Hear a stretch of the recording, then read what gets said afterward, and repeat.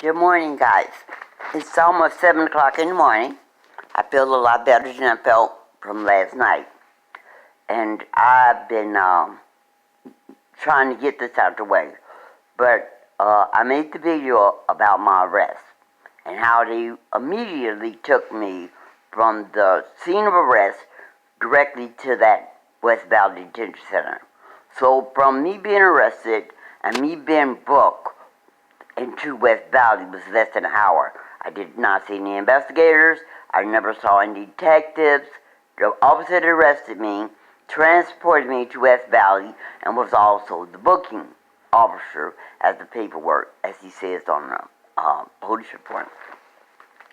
So from that time on, I'm going to do a video about the West Valley.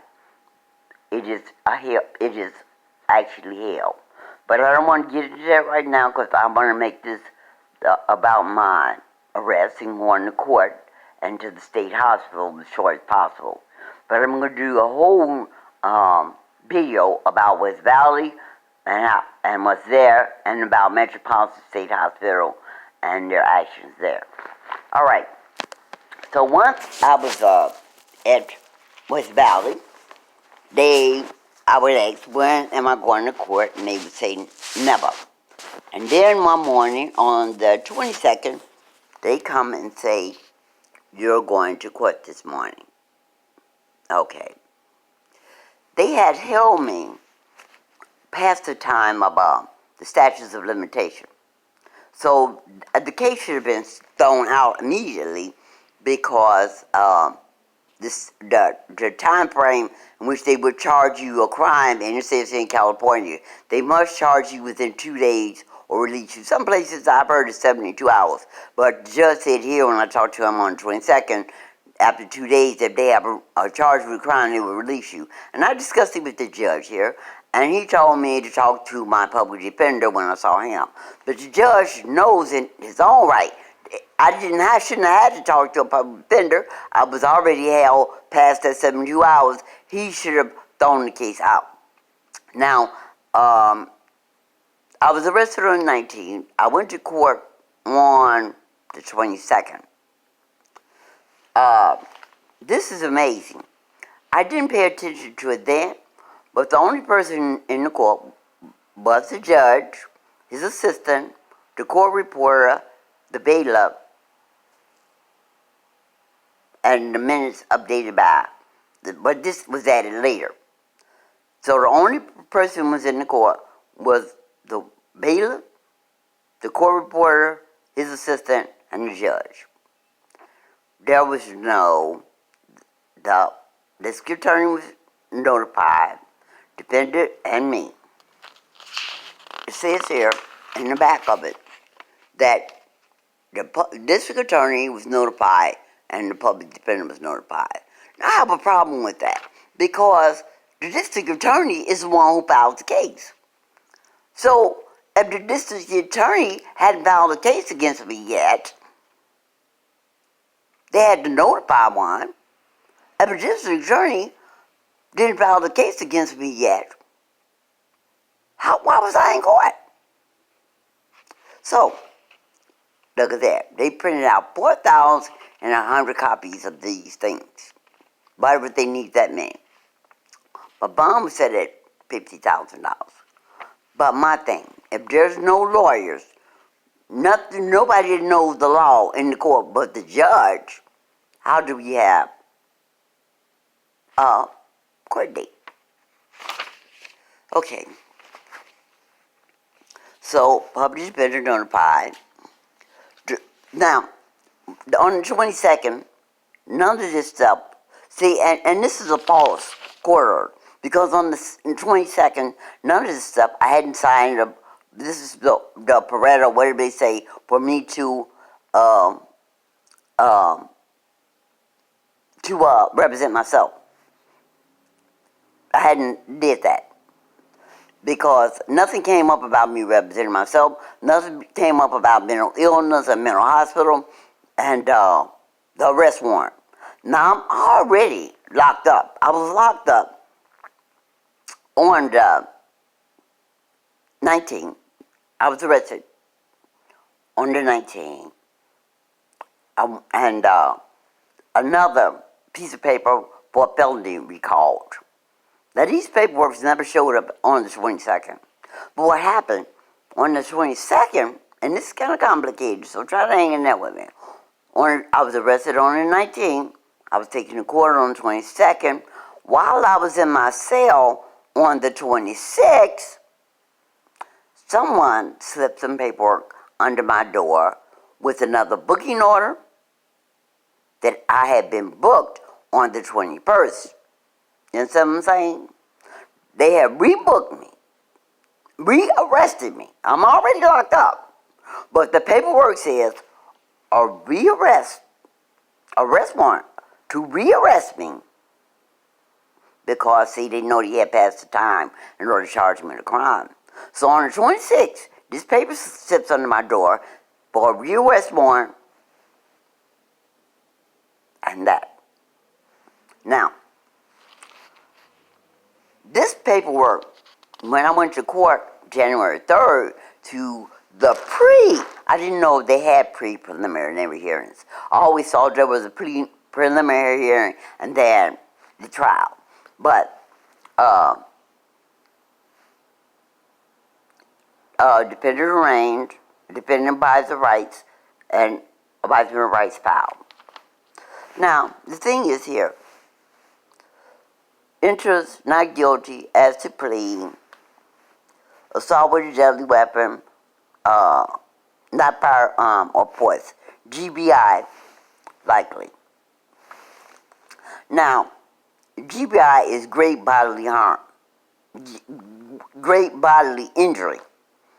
This person was not injured, there was no injuries, but great bodily injury.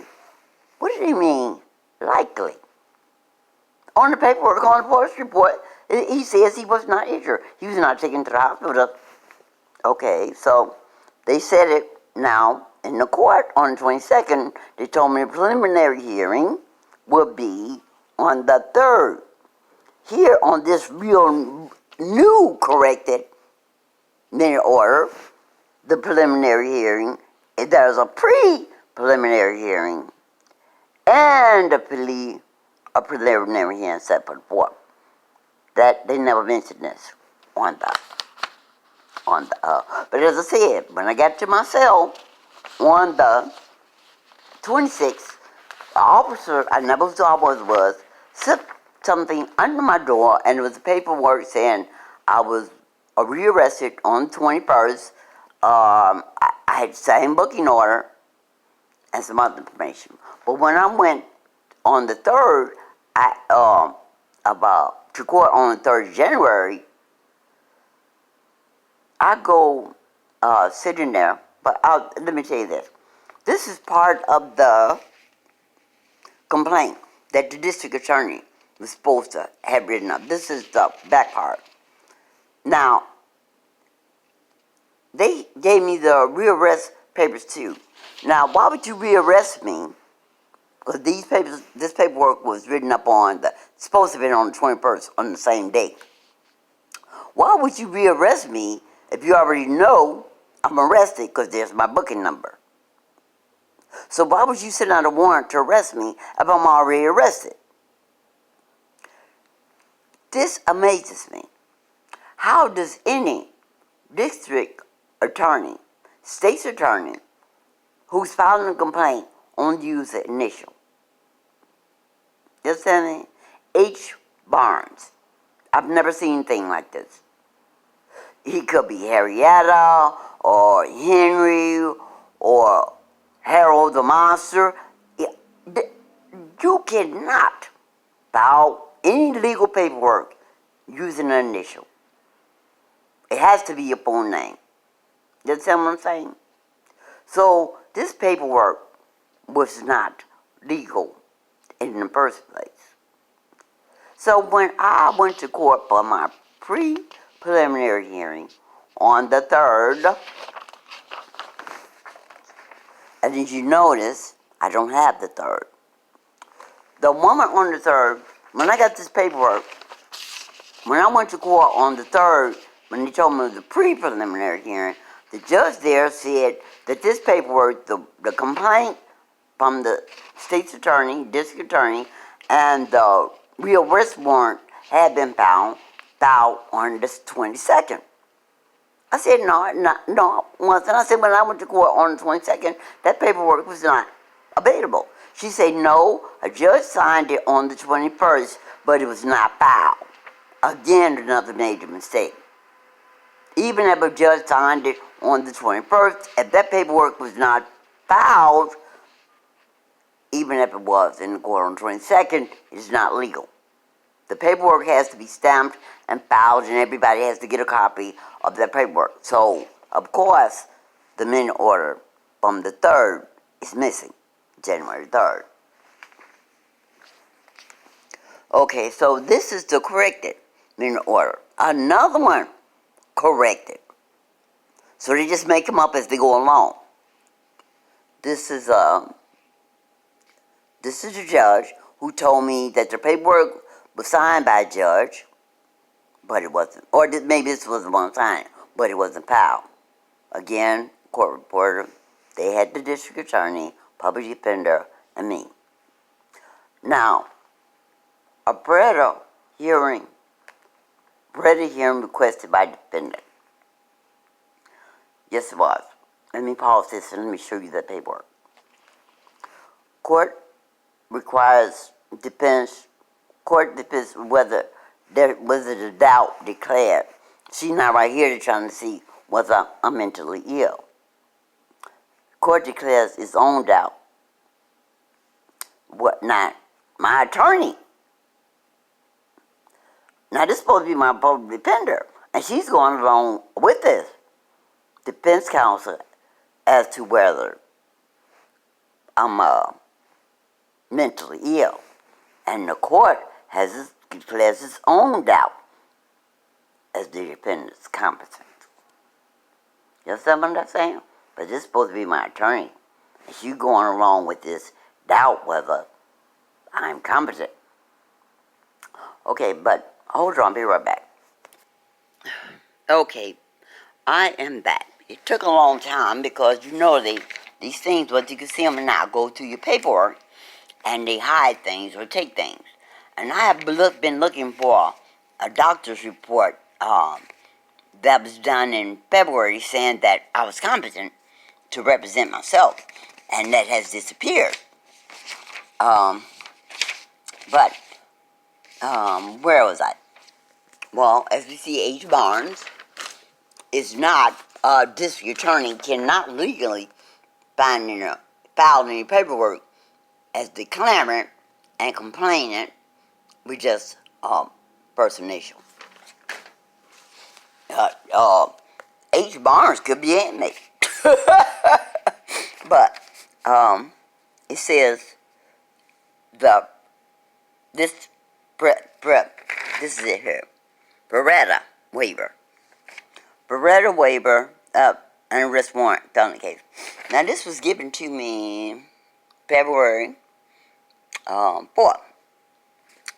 And let me tell you how these things think they select. So this Miss where's her appearance?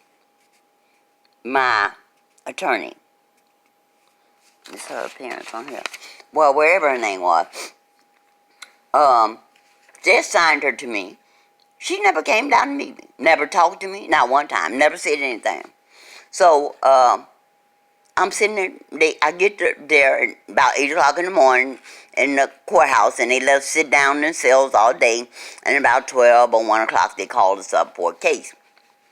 I would sit there all day. She hasn't come and talked to me not one time. Then one time I did talk to her was at the pre-limit hearing when they told me she was my attorney, and I told her to what the problem was, that I had video on my website showing that these officers have been following me from city to city. They have been following me around, and I'd like her to make available so I can show evidence for my defense that these officers stalking me. So she said, I would look up the evidence. I gave her something else to look up to show that I've been harassed by these officers. They were they were in Ontario. They were the officers that were had me move in Fontana. They were also the same officer that arrested me. That's what I told her. I wanted the video from my website, and I wanted to bring that some of my witnesses, viewers from the website, be a witness about some of the stuff that was going on. So she didn't talk to me. So when they called me up to go into court that day, this was January 4th, they just called me up. She hadn't talked to me at all. So they said, the bailiff said, well, defendants in the courtroom, have a seat by your attorney. So I sit down and I hear her say, there'll only be one witness called. I'm saying, hey, what does she mean, one witness? Officer Burnside. I said, oh, I turned around and said, what are you doing? I said, you haven't talked to me? You haven't told me what you, and now y'all been proceed with a trial or something? Only one witness? I said, do you have the evidence for my defense? Anything for my defense that I asked you to look up? No. I said, well, we need to talk. So she looks up and tells the judge, Your Honor, my client would like to have some time with me. And the judge said, well, something, I'll be right back. And I told her, I said, well, can we go to a room and talk? And she's a little scared now. I said, can we have a private conversation? Because we're sitting in the courtroom with all these reporters, the district attorney, the Officer Burnside. So you know I want to talk to my attorney in private. And the bailiff comes up and says, no, you cannot talk to your attorney in private. If you want to say something to her, whisper in her ear. How in the hell can I whisper in her ear to make her understand what all these people sitting next to her? You understand what I'm saying? So they would not let me talk to her in private. They told me to go to the jury box, and I sat up there in the jury box with her, and I talked to her. And of course, everybody still heard what I said. I said, I want to represent myself. I don't want you to represent me. So, when I said that, the bailiff walks up and hands me, let me show you what he hands me. I told her I want to represent myself. And the bailiff walks up. Hold on one time. Again, I got to look for something. Okay, I keep putting my paperwork together so I know exactly what's what and what's order. And while I'm talking, it vanishes. That's the way it was doing when I was doing my court cases in Riverdale, Illinois, when I was going to court. That night, I would put all my paperwork together, put all my cases, paperwork according to date, who I got to go to court for first. And by the time I get up in the morning, everything is out of place. So what I stopped doing, I stopped putting it together. I will wait till I get to court and just pull it out as for case I need. Because it don't make no sense to put all my paperwork in order. Because they remove it or make it disorder. Well, while I'm talking to her about that, I want to represent myself, the bailiff walks up and hand me this piece of paper. This is what you have to sign if you want to represent yourself. They call it a Pareto waiver. Now, as I said, how did they know I wanted to represent myself? I have this form already in bailiff's hand to give to me because he didn't go in the back room. Already dated in case. So, this was January 4th. I asked to represent myself. He had it in his hand already. And see the date? He had dated January 4th, and my name was already printed on it. How does that happen? Unless you're in my head and you know that attorney was on some stuff and I was going to ask to represent myself. Isn't that something? The bailiff passed it to me. He had it in his hand already. And he passed it to me and told me to fill it out and sign it. It had my name and the date already on it. That's impossible. Hold on. Okay, I'm back. Here's some more paperwork. The corrected minute order, because they don't produce the original minute orders. They always send me the correct ones. But as you see, this is the judge, and the Pareto requesting Pareto hearing requested by defendant. Pareto hearing held.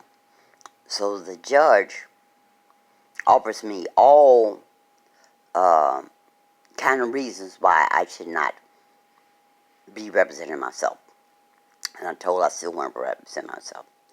And then I told her about, she asked me about whether I represented myself before, and I told her yes, in all different kind of cases in Markham White House. I told her I've had 30 or more civil suits and torts and other cases I found in the courthouse in Markham. And I told her all of this. And then all of a sudden, she says that the court requires a defense counsel to, as to whether doubt should be declared as a. So now, if everything I gave her, sudden all my court experiences, and I've been in murder cases before, court declares its own doubt as defense competency. So they set up a hearing for confirmation of medical reports set for February 15th at Rancho Cucamonga. So they telling me that I have to have a mental examination in order to represent myself now. Now, as you see, this is the corrected minute order. But if you look here, it says that this corrected minute order was filed because there's no court reporter in the court on the day that of the day of January 4th. They corrected this because there is no court reporter, and as you see here, there is no court reporter. So how did they know what happened on the original on the 4th if there was no court reporter? You understand what I'm saying? So how can they correct a minute order if they don't know what happened on the 4th? I'll say that again, if there was no court reporter. Something. They keep messing around with the paperwork, but this happens all the time. Whereupon a discussion was held off the record between the judicial assistant and the court. A lot of this is on my transcripts where they don't tell. This is that public defender who is supposed to represent me, Miss Habaniki or whatever. But they never put in these transcripts exactly what was said. And again, whereupon a discussion was held off the record between the judicial assistant and the court. And so a lot of these transcripts have been tampered with. They have false stuff in these transcripts that never happened.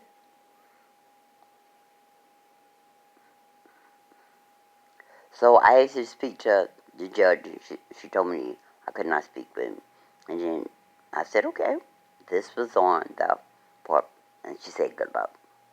And then upon another discussion was held off the record between the judicial officers and defendant. But see, the custody officer and defendant, I don't know what was said. I don't remember what was said. But she set me a date to come back in court until the February 15th, after my mental health examination. Now, I took the mental health examination. The doctor came to the West Valley about 3 weeks after that, after January, and he examined me. And I went back to court, even though I told him that I have 3 weeks more before February. I said, would you tell the judge that I am competent, as you said, to let me come back in court instead of waiting to February 15. He said he would. But of course, they still made me wait till February 15 to come back to court. I go to court. I'm sitting there in the courtroom. This is January 15th. And the court, Pearline Jones, defendant, yes, Mr. Weber, that Mr. Stephen Weber, public defender, representing Miss Pearline Jones, currently in the court. She's in custody. Whoever she is on behalf of the people, and this is on a hearing for regarding a 13. There is a report from Dr. What is your position on this, Ms. Weber? Your Honor, our position is it has been that she is competent. So we submit to the competency of this report. Okay, so you're going to okay, so you're prepared to submit Mr. Monzo's report? Yes, as well as the people are. Yes, the court. All right, both sides agree. I could refer to the report by Dr. Mons in making that determination. I'm sorry, and do you waive any conversation issues with respect to the doctor's testimony? And Mr. Weber said, yes, excuse me, Your Honor. And this is me. I said, excuse me? And I didn't say, Your Honor. I said, who are you? See, they left that out. I said, who are you? Because this guy that says he represented me that started talking, I'm sitting there. And I turn around and say, who are you? You haven't introduced yourself to me. You've never talked to me. How are you representing me? And I've never seen you before. I said, you haven't. See how he took that out. Introduce yourself to me. He said, oh, I'm sorry. And the people likewise waved. See, and he left that all out. He said, I'm sorry. I'm, whatever his name is, Weber. See, they just change things all around. All right, then I'll do after the report. Define Ms. Jones is competent to stand trial. Criminal procedures are reinstated. Do you want to set a board date at this time, Mr. Weber? Well, first, before we do that, Your Honor, it is a pre-pre. It needs to go back upstairs. Okay, now, I've already had one preliminary hearing. Now they're saying we got to start all over again and have another one. So, since I was found competent, Mr. Weaver said, Ms. Jones has always wanted to represent herself. I believe she was in the process of filling out a Paretta, and during that process, the court decided to declare doubt. Now that she's back competent, I think she be allowed to sign a Paretta so that she could represent herself. Is this what you still want? That's what the court says. You want to represent yourself, Ms. Jones? I said, yes. I've already signed the Paretta. I don't know what happened to that copy. This is, remember, she said, they said, okay, well, I wasn't here for that. It was a different judge. It looks like it was done January 4th. Here's what I can do. I go to trial starting in 25 minutes. I want you to come back. I'll have to come back tomorrow, and I'll have to go over the Paretta waiver with you, okay?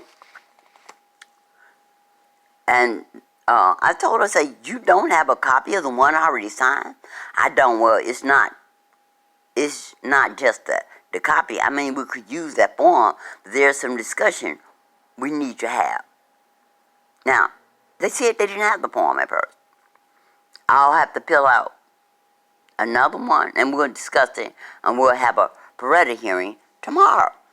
So they still keep making me go through these hearings over and over again. I say, fine. The court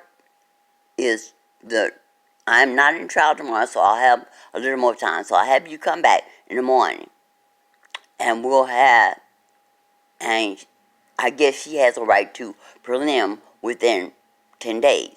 So we'll have that tomorrow, and then a set of pre-prim and a prelim after that. So I've never heard of anything like this. You have me in court, now you gonna have another prelim and another prelim. I've never heard anything like this.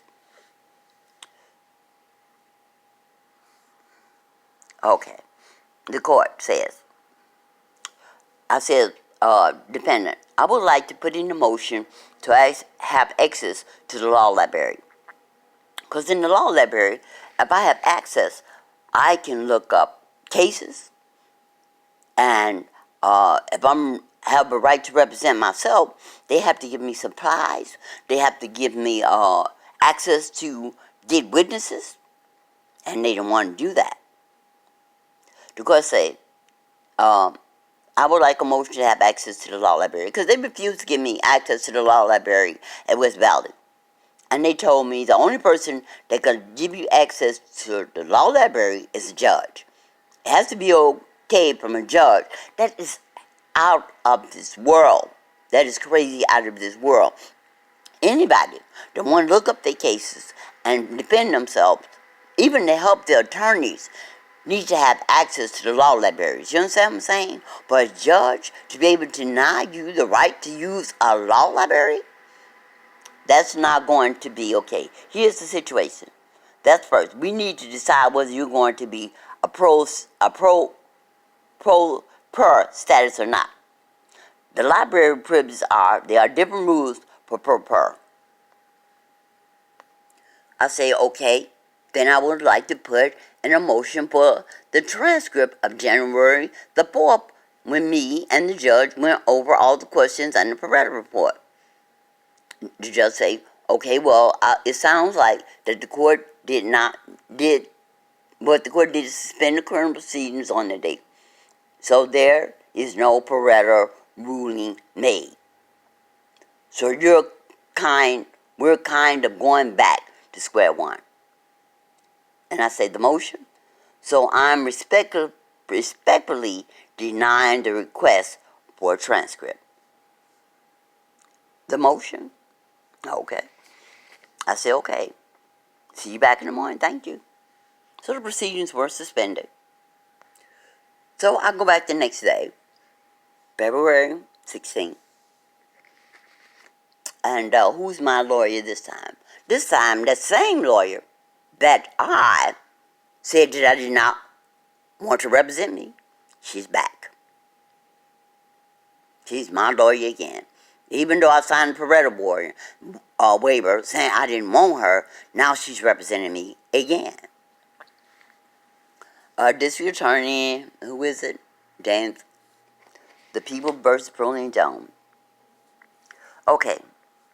And there is one report that both parties have submitted already deemed that the defendant is capable of proceeding with trial. She's competent to stand trial, therefore proceedings have been reinstated. Okay. Yes, Your Honor. Ms. Jones, do you still want to represent yourself? I says, yes, Your Honor. And you have previously filed a Pareto waiver, which you signed and initialed, answering all the questions. That's correct. Do you want to go over these again? Or you still understand all of the ramifications, and you still want to represent yourself? I said, yes, I do. The court, you do. I said, mm-hmm. All right. Very good. And I don't know how far I got with you with this form. I will go over it again on the record. You understand that it's not wise to represent yourself. Please answer yes or no. Yes. Thank you. And you understand that if you are found guilty, consequences, you know what it is. What happens, correct? I say yes. The court says okay. And you will not receive, any judge will not give you any special treatment because you represent yourself. Do you understand that? I say yes. Say okay. And your opposing attorney is a very experienced lawyer who has gone through law school. Do you understand that? I said, yes. Okay, once you represent yourself, if you're convicted, you cannot appeal and say, I didn't have good reputation. Competent attorney, a good reputation, competent attorney. Do you understand that? I said, yes, I do. Okay, you read that right? I said, yes.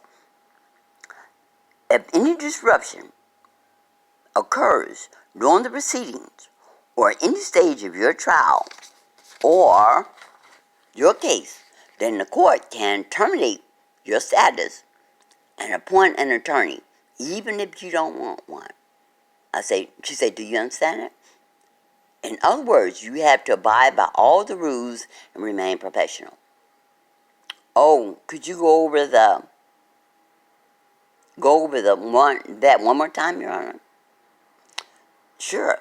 If you show disruptive behavior in the courtroom, I said, at any stage, then the judge can terminate your pro per status and give you a lawyer whether you want one or not. I said, well, I agree to that. I read that, and I do know. I wouldn't agree to that on paperwork though, but I did not check that box. I don't know what she wrote out. Like I said, some of the stuff doesn't make no sense what they wrote. Not take what? That box. I'm reading from the form box you previously signed. Okay, so I looked at the form.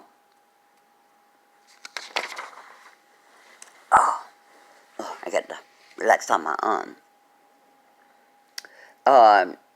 Going back to Mrs. Jones' case, did you get a chance to look at the form that I'm reporting to? I say yes.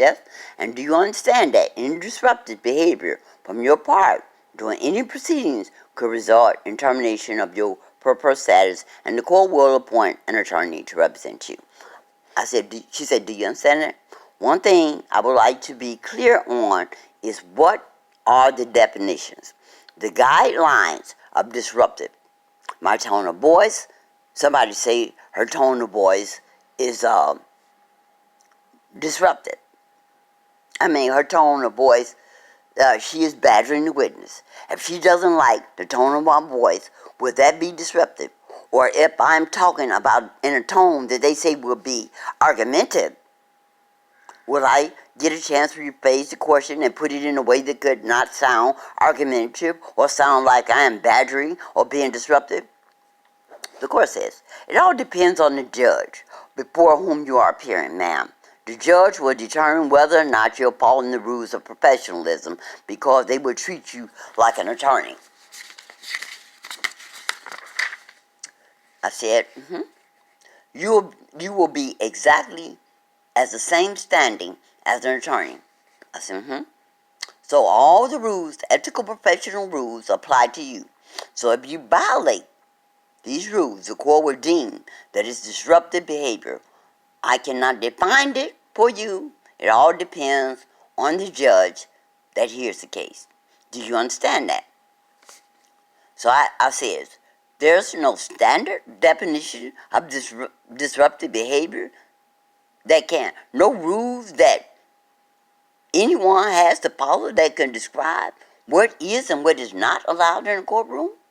The rules are rules, that's what the court says. The rules are rules of professional responsibility that the attorneys go by, that go to law school to learn about, something like that. I said, okay.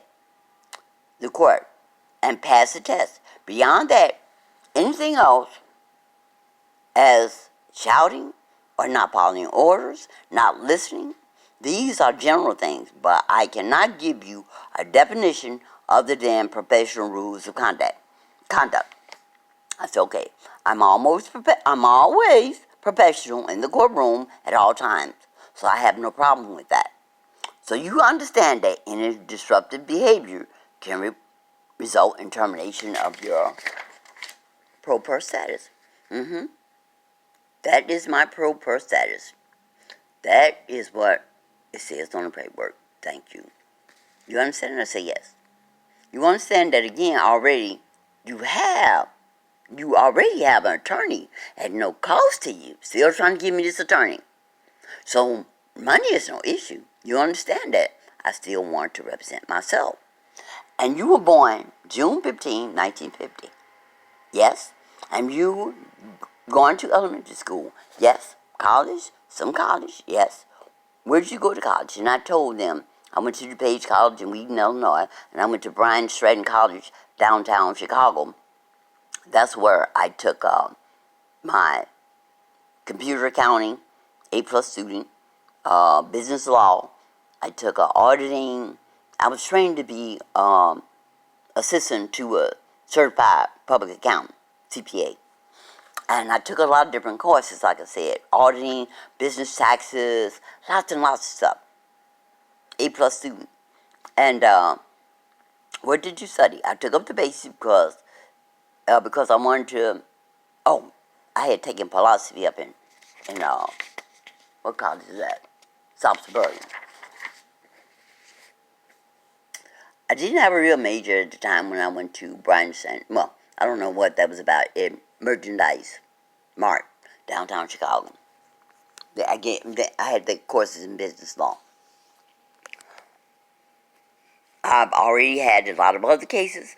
I went to murder trials, and I set up and been witness on several. I have been professional, expert witness in several trials. One, two. Witness on several murder trials and everything else. I also had my own cases before the courthouse, and it's supposed to be Markham, but they put Martin. I don't know why. And they know I've been to Markham, said Markham Courthouse in a lot of them towns. Markham Courthouse and other courthouses in Chicago. And you have represented yourself in over 30 cases, over 35 cases. I represented myself. 35 cases? Mm-hmm. In what kind of charge? Small claim, trespassing, cases, lawsuits over $100,000, stuff like that. No criminal case. I said no. All civil, all civil. Okay, man. But the court. And in addition to what is written here, I've gone over again with you one time. You understand that you are in custody, and once you receive any pro status, you're access to the law library, to any material that you need, any help, investigation help that you need. All of these are going to be extremely limited to you because you have to follow the protocols of the Sheriff's Department. And for example, depending on how many per they have, they may not even allow you to go to the law library. Isn't that something? She said, do you understand all of that?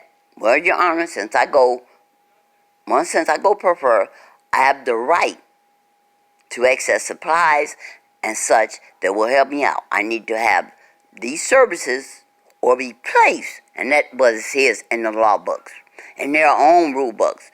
If they don't have the services for you to represent your case, they have to put you in a facility that can provide what you need to represent yourself. So I say, I need to have these services or be placed in a facility that can provide me these services. I cannot do a case if I don't have the service supply. I need to put the case forward. So if the place doesn't have it, I need to be put in a facility that can offer me service. I need to put my case out. She says, yes, I agree with you, but we don't have that kind of facility. So that is why I'm telling you that you have to abide by all the sheriff's protocol. And depending on how many per people they have, your access to the library or any other thing that you need to represent yourself will be very limited, depending on the caseload. And you might not even have access to the law library between your two court dates. Ain't that something? I'm not telling you that because there is nothing I can do about that. I don't have another facility to put you in. Well, that doesn't seem like that's, what I say, I don't want to be argumentative, Your Honor, but that doesn't seem like that's legal or gives a person a chance to really put forth a valid case if they don't have access to the things that you need. The court say, well, I don't know if it is or not. What do you mean you don't know if it is or not legal? You can file a lawsuit you have filed 350 lawsuits. Now she being smart. Before, you can add to that. And I said, I will do whatever I need to do. And of course, say, and file a lawsuit. I say, I understand that. And of course, say, I am sorry. I say, I will. If that is what the routine, that's the route I have to take, I'll go just that way. But I still would like to represent myself no matter what limitations are offered to me. And she says, very good. And then she says, I'm just an attorney now. You have no issues communicating with your,